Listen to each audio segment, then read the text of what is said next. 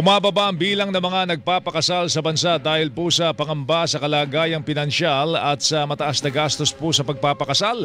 Ayon kay Maylene Mirasol Kiray, pinuno po ng Information Management and Communications Division, Commission on Population and Development o CPD, ginagawa kasing prioridad ng mga nagsasama ngayon ang kanilang kalagayang pinansyal. May epekto rin naman ang nakikita nila sa social media.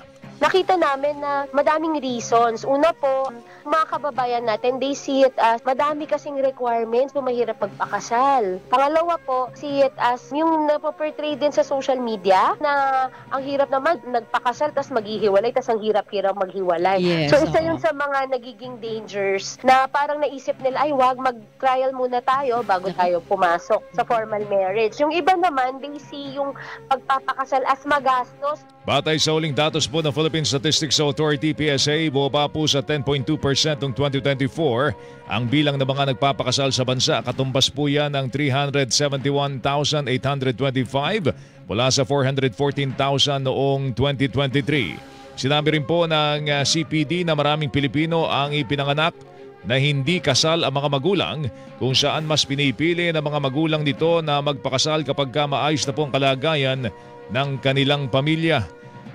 Dahil dito, sinabi rin po ng CPD na meron namang murang paraan para magpakasal, gaya po ng pagpapakasal sa West.